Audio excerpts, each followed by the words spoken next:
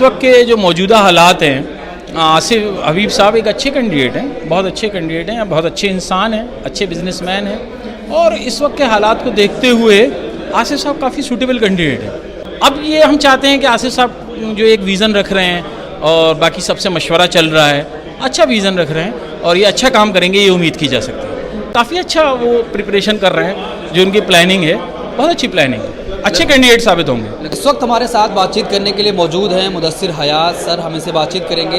ये AMU old boy association Delhi NCR के president भी रहे हैं, हम इनसे बातचीत करेंगे। सर, जिस तरीके से अब इंडिया इस्लामिक कल्चर सेंटर का चुनाव बेहद नज़दीक है, आसिफ हबीब साहब भी लड़ाई में हैं और भी नाम आएंगे सामने, आपको सबसे बेहतर कौन लगता है? देखिए, इस वक्त के जो मौजूदा हालात हैं, आसिफ हबीब साहब एक अच्छे कैंडिडेट हैं, बहुत अच्छे कैंडिडेट हैं, बहुत अच्छे इंसान हैं, अच्छे बिजनेसमैन हैं और इस वक्त के हालात को देखते हुए आसिफ साहब काफ़ी सूटेबल कैंडिडेट हैं।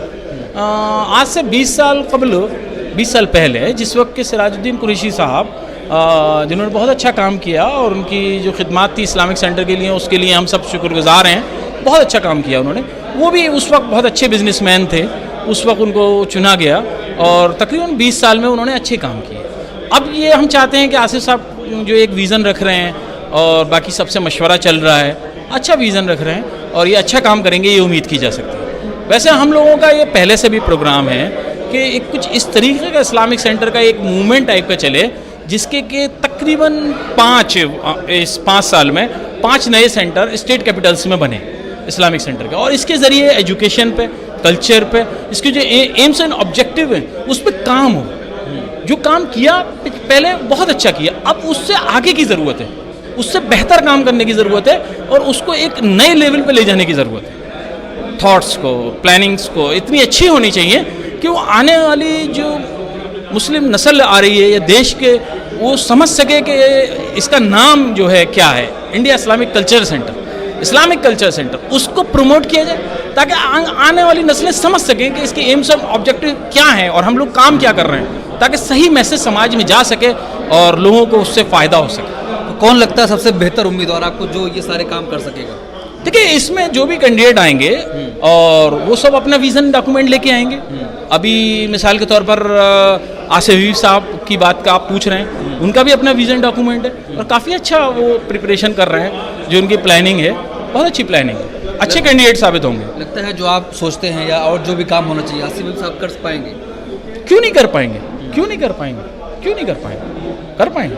तो जिस तरीके से सिराज कुरैशी साहब का कार्यकाल रहा, काफ़ी समय तक रहे, कई सवाल उठते हैं, तो आपको लगता है कि जो कुछ काम हो जाने चाहिए अभी तक नहीं हुए कुछ ऐसे काम? देखिए, मैं लंबी बात ना करते हुए एक जवाब उसका ये सिंपल रहना चाहूँगा।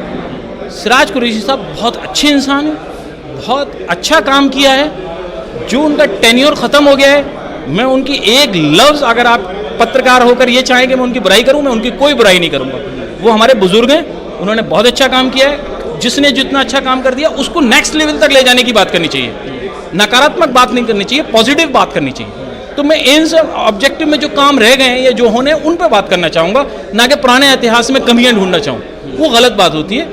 वो बहुत अच्छे इंसान है, बहुत अच्छा काम किया, उनकी जो तो खिदमत हैं इस्लामिक सेंटर के लिए, उसके लिए सारे मेंबरान और कौम व मिल्लत हिंदुस्तान की आवाम सब बहुत शुक्रगुजार है, बहुत अच्छा काम किया। मैं उनकी एक भी कमी पे अगर आप पूछना चाह रहे हैं तो मैं नहीं, कमी कोई नहीं गिनाऊंगा, मैं नेगेटिव बात नहीं करूंगा। तो आसिफ हबीब साहब सबसे बेहतर उम्मीदवार लग रहे हैं आपको? अभी तक तो मुझे सबसे अच्छे उम्मीदवार आसिफ हबीब साहब ही हैं और देखिए कंपटीशन में कौन आता है, और अच्छे इंसान है, अच्छे कैंडिडेट है और ये अगर बनते हैं तो अच्छा काम करेंगे।